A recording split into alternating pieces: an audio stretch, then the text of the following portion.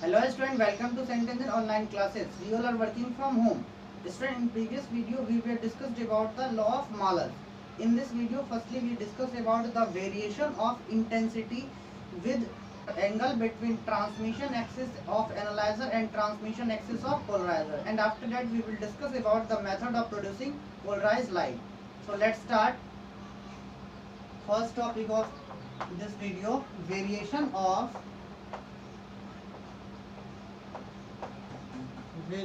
of intensity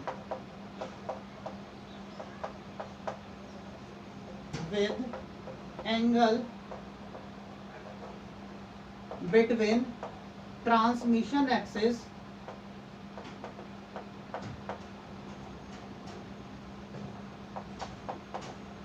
of analyzer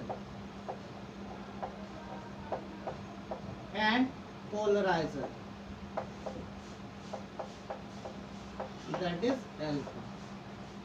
तो बच्चों हम इस वीडियो में वेरिएशन देखेंगे, ग्राफ देख के थ्रू हम समझने की कोशिश करेंगे क्या हुआ अगर एनालाइजर के ट्रांसमिशन एक्सिस और पोलराइजर के ट्रांसमिशन एक्सिस के बीच में जो एंगल है उसे हम चेंज करें। तो सबसे पहले हम डायग्राम समझ लें। Student consider this is unpolarised light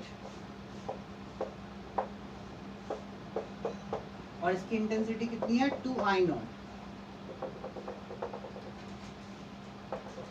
मान लो ये अनपोलराइज्ड लाइट फर्स्टली किसी पोलराइजर P1 पे इंसिडेंट हो रहा है and after that it incident on another polariser और एनालाइजर P2। और ये जो एनालाइजर है वो previous polariser it means P1 के ट्रांसमिशन एक्सिस से कितना एंगल फॉर्म कर रहा है, तो अल्फा एंगल फॉर्म कर रहा है। अब बच्चों अगर हम P1 पोलराइजर को फिक्स्ड कर दे और P2 को रोटेट करें, यानी बच्चों मान लो ये पोलराइजर P1 है, ये पोलराइजर P2 है, दोनों एक दूसरे के अभी पैरेलल है, यानी दोनों के ट्रांसमिशन एक्सिस एक दूसरे के पैरेलल है। अब हम इस पोलराइजर को फिक्स्ड कर रहे हैं और इसे रोटेट करेंगे, तो जब हम इसे रोटेट करेंगे तो दोनों के बीच में ट्रांसमिशन एक्सिस के बीच का एंगल जो होगा वो 0 से 2 पाई के बीच में वेरी कर सकता है। तो यहाँ इंटेंसिटी अगर हम कैलकुलेट करें तो यहाँ तो इंटेंसिटी I0 हो जाएगी, जो अनपोलराइज्ड लाइट की इंटेंसिटी है उसकी हाफ हो जाती है। अब यहाँ हमें क्या करना होगा, लॉ ऑफ मालस यूज करना होगा। अकॉर्डिंग टू लॉ ऑफ मालस यहाँ इंटेंसिटी जो होगी वो previous intensity into cos square alpha, where alpha is the angle between analyser and previous polariser. तो जैसे जैसे हम अल्फा की वैल्यू चेंज करेंगे ट्रांसमिशन लाइट की इंटेंसिटी भी चेंज होगी। तो हमें एक ग्राफ प्लॉट करना है, इंटेंसिटी ऑफ ट्रांसमिटेड लाइट और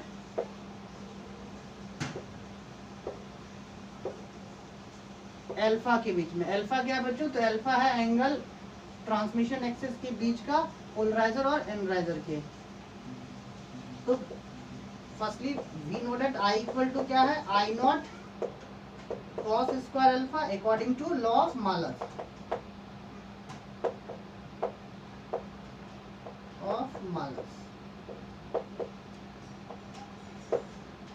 अब student when alpha equal to 0, जब अल्फा की वैल्यू 0 पुट कर दे तो इंटेंसिटी क्या हो जाएगी, ट्रांसमिटेड लाइट की इंटेंसिटी। ट्रांसमिटेड लाइट की इंटेंसिटी हो जाएगी I0 cos स्क्वायर 0 और cos 0 की वैल्यू कितनी होती है 1।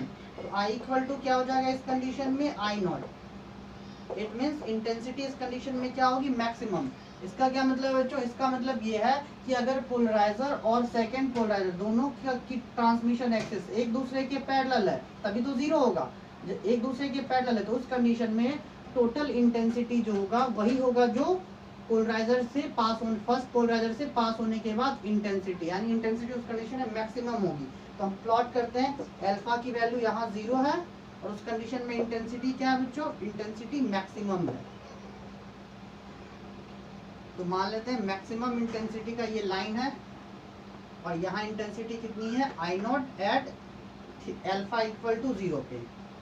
Now second case, when alpha equal to pi by 2 यानी 90 डिग्री। जब हम अल्फा की वैल्यू पाई बाय 2 रख दे तो फिर क्या हो जाएगा बच्चों, I equal to I not cos square pi by 2। Cos pi by 2 की वैल्यू क्या होती है, 0 होती है। तो यहाँ से आई इक्वल टू क्या हो जाएगा बच्चों, I not into 0। It means I equal to 0। तो बच्चों जब अल्फा की वैल्यू 90 हो, अल्फा की वैल्यू 90 का मतलब जब फर्स्ट पोलराइजर का ट्रांसमिशन एक्सिस और सेकंड पोलराइजर का ट्रांसमिशन एक्सिस एक दूसरे के परपेंडिकुलर हो, तो उस कंडीशन में इंटेंसिटी 0 होगी। यानी उस कंडीशन में कोई भी लाइट जो पोलराइजर P2 पे इंसिडेंट होगी वो बाहर ट्रांसमिट नहीं होगी। दैट्स व्हाई इंटेंसिटी क्या हो जाएगा उस कंडीशन में, 0। तो जब अल्फा की वैल्यू कितनी है बच्चों, पाई बाय 2, तो अल्फा की वैल्यू पाई बाय 2 पे इंटेंसिटी कितनी है, इंटेंसिटी 0 है। नाउ अब फिर क्या रखेंगे, when alpha equal to pi, alpha की वैल्यू जब पाई रखेंगे तो क्या हो जाएगा बच्चों, I equal to I not cos square pi. Cos pi की वैल्यू कितनी होती है बच्चों, -1। तो आई इक्वल टू क्या हो जाएगा, आई नॉट इंटू -1 का होल स्क्वायर। तो आई इक्वल टू क्या हो जाएगा बच्चों, आई नॉट। यानी जब अल्फा की वैल्यू पाई की इक्वल हो, यानी दोनों का ट्रांसमिशन एक्सिस एक दूसरे के एंटी पैरेलल हो, तो उस कंडीशन में भी क्या हो जाएगा बच्चों, इंटेंसिटी मैक्सिमम होगा और कितनी होगी, आई नॉट के equal. So I equal to alpha equal to pi पे भी आई की वैल्यू क्या हो जाएगी, मैक्सिमम, यानी इंटेंसिटी मैक्सिमम होगी आई नॉट के equal. Now when alpha equal to 3 pi by 2, alpha equal to 3 pi by 2 पे क्या हो जाएगा बच्चों, I equal to I not cos square 3 pi by 2। Cos 3 pi by 2 की वैल्यू भी क्या होती है, 0। सो आई इक्वल टू क्या हो जाएगा इस कंडीशन में, 0। तो इस कंडीशन में इंटेंसिटी 0 हो जाएगी। It means alpha equal to 3 pi by 2 पे इंटेंसिटी कितनी होगी, इंटेंसिटी 0 हो जाएगी। And finally when alpha equal to 2 pi, it means in this condition polarizer P2 complete its first revolution.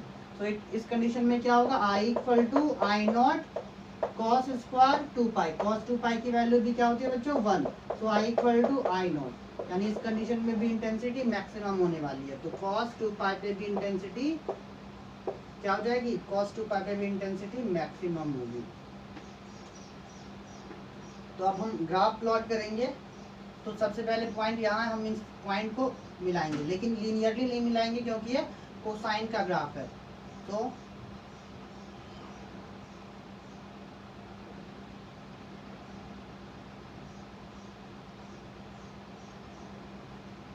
And so on, इसी तरह ये कर्व आगे forward होगा। So this is the graph of I equal to I not cos square alpha, and this is the variation of intensity when we rotate the analyzer. So please pause the video and note in your notebook. Now student, we will discuss about the method of producing polarized light without using polarizer. यानी polariser के use किए बिना हम polarise light कैसे achieve कर सकते हैं। तो there are many methods to producing polarized light, like method of reflection, method of refraction, method of scattering. So let's method of producing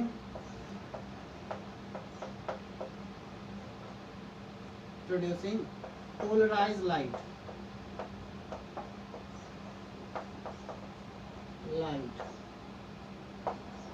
without polarizer.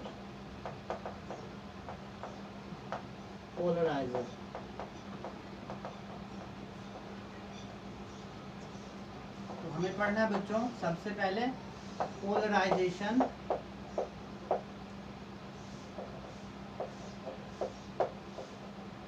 Bye reflection, और ये बहुत ही इंपॉर्टेंट टॉपिक है बच्चों, polarization by reflection. And second one, polarisation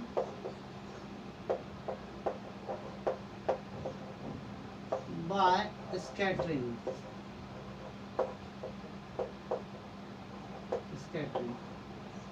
So let's start polarization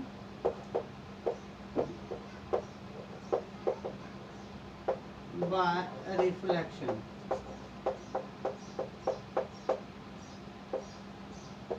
यानी reflection के through हम कैसे polarise light produce कर सकते हैं। तो बच्चों जैसा कि आप जानते हो कोई भी ऐसा सरफेस नहीं है जो कंप्लीटली रिफ्लेक्टेड हो या कंप्लीटली रिफ्रैक्टेड हो। यानी perfect refracted and perfect reflected surface exist नहीं करता। इट मीन्स जब भी किसी सरफेस पे लाइट हम इंसिडेंट करते हैं तो पार्शियली क्या होता है, रिफ्लेक्शन होता है और पार्शियली रिफ्रैक्शन होता है। दोनों ही प्रोसेस साइमल्टेनियसली चलते रहते हैं।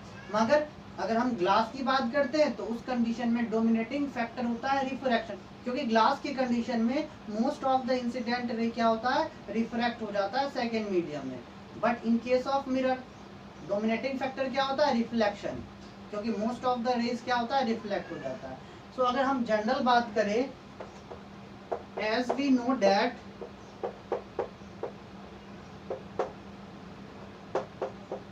No any surface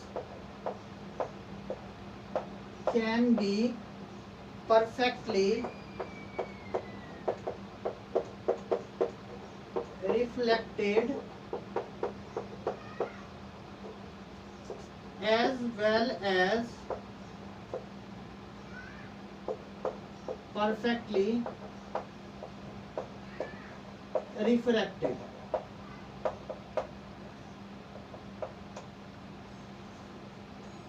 So when unpolarized light incident on any refracted surface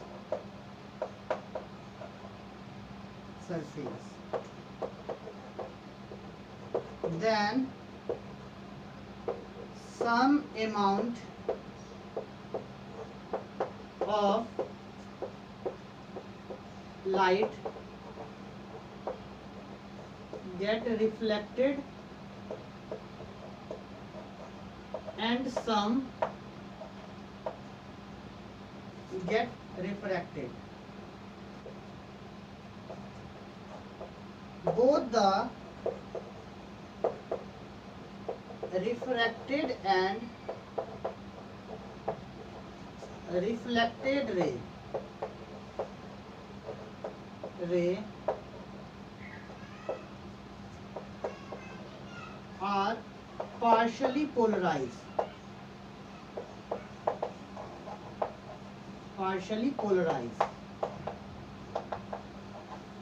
as shown in figure.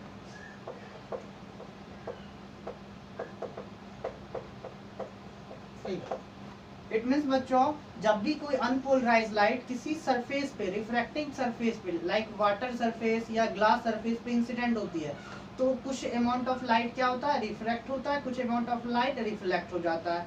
लेकिन दोनों ही लाइट कैसे होते हैं, दोनों ही लाइट पार्शियली पोलराइज लाइट होते हैं। इसे हम डायग्राम के थ्रू समझते हैं। कंसीडर बच्चों कि ये कोई रिफ्रैक्टिंग सरफेस है या रिफ्रैक्टिंग मीडियम है, लाइक वाटर रिफ्रैक्टिंग मीडियम, ठीक है। ये है मीडियम फर्स्ट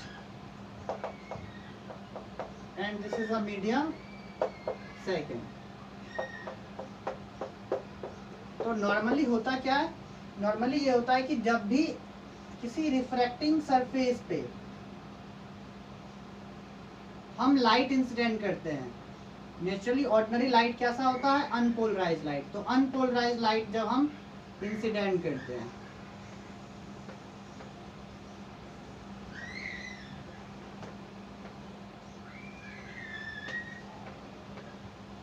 ये कौन सी लाइट है बच्चे, तो ये अनपोलराइज इंसिडेंट लाइट है। तो जब किसी रिफ्रैक्टिंग सरफेस पे हम अनपोलराइज लाइट इंसिडेंट करते हैं तो क्या होता है, पार्शियली रिफ्लेक्शन और पार्शियली रिफ्रैक्शन दोनों एक साथ होते हैं। इट मीन्स कुछ अमाउंट ऑफ लाइट तो क्या होगा, रिफ्रैक्ट हो जाएगा सेकेंड मीडियम में and some amount of light क्या हो जाएगा, रिफ्लेक्ट हो जाएगा। मगर दोनों ही लाइट कैसे होते हैं, तो दोनों ही लाइट पार्शली पोलराइज लाइट होते हैं, कंप्लीटली पोलराइज नहीं होते। यानी थोड़े बहुत अभी भी ऑक्सीलेशन ऐसे होते हैं जो मोर देन वन डायरेक्शन में हो रहे होते हैं। सिमिलर ऐसे ही यहाँ भी होता है, पार्शली पोलराइज रिफ्लेक्टेड रे। ये क्या बच्चों, ये रिफ्लेक्टेड रे है जो पार्शली पोलराइज्ड है, पार्शली पोलराइज्ड रिफ्लेक्टेड रे। और ये क्या बच्चों, ये है पार्शली पोलराइज्ड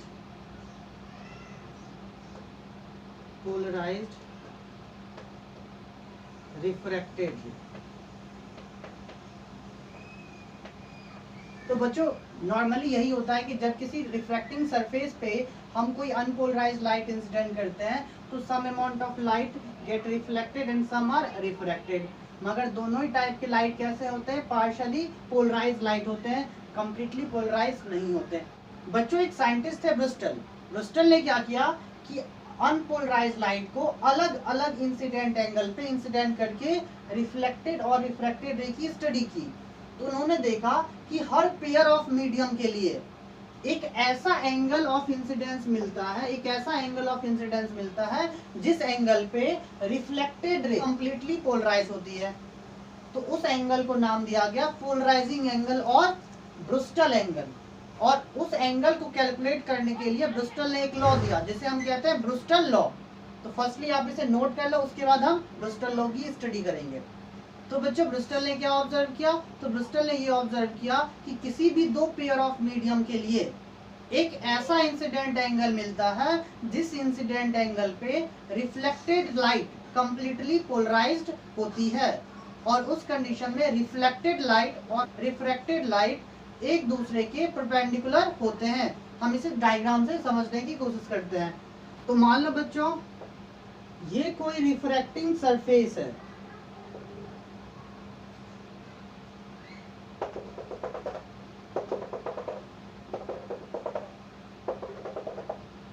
तो ब्रुस्टल ने क्या ऑब्जर्व किया, ब्रुस्टल ने ये ऑब्जर्व किया कि हर पेयर ऑफ मीडियम के लिए, consider this is a medium first having refractive index μ1 and this is a medium second having refractive index μ2। तो हर पेयर ऑफ मीडियम के लिए एक ऐसा इंसिडेंट एंगल मिलता है, consider this angle of incidence I, जिस एंगल पे इंसिडेंट होने वाली unpolarised light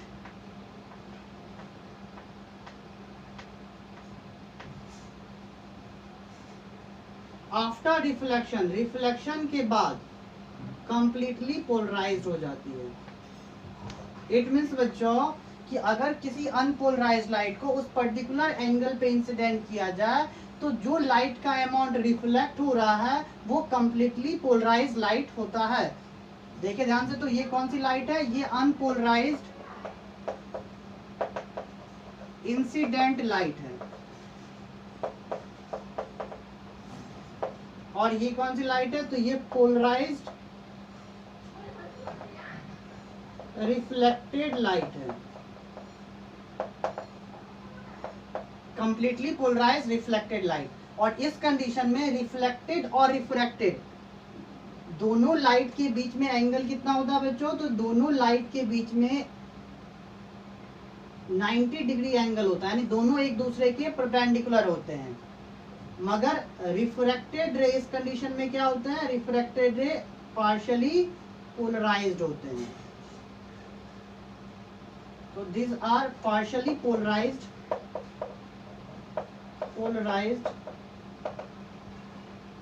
refracted light. Consider this is the angle of refraction R। और इस तरह से बच्चों रिफ्लेक्टेड होने वाली लाइट कैसी होती है, पोलराइज्ड लाइट होती है। सो experimentally it was observed that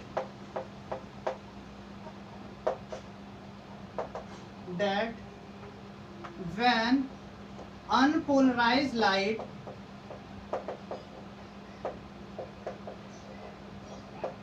incident on any refracting surface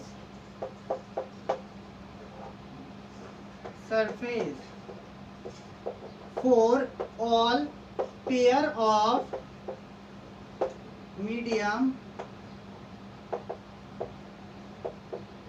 and incident angle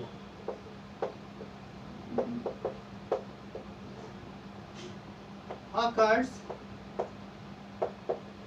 at which reflected light is completely polarized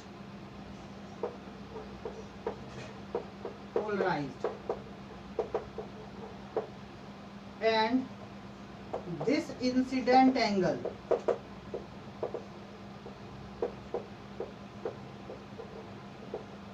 called polarizing angle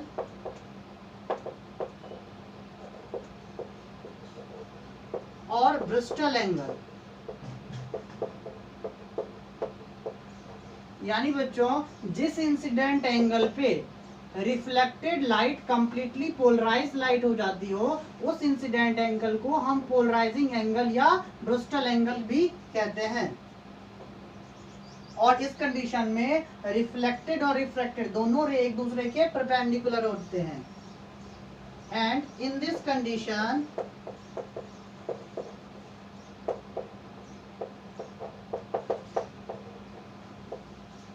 reflected and refracted light are perpendicular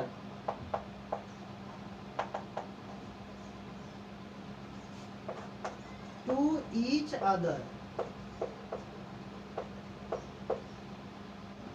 Now student, we will find the expression for angle of polarization for any pair of medium, which is also known as Bristol law. So please pause the video and note in your notebook.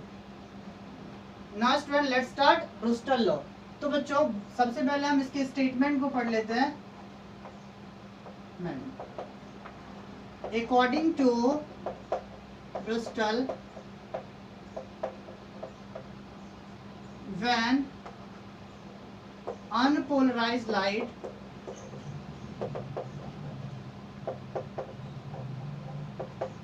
incident on any refracted surface and if tangent of incident angle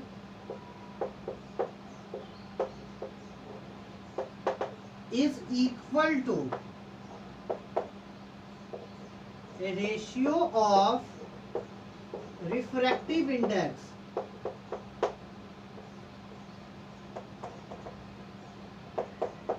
of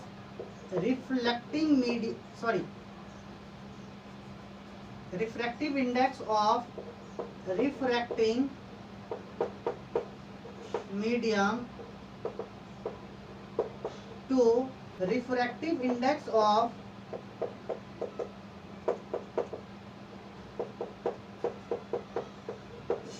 reflecting medium.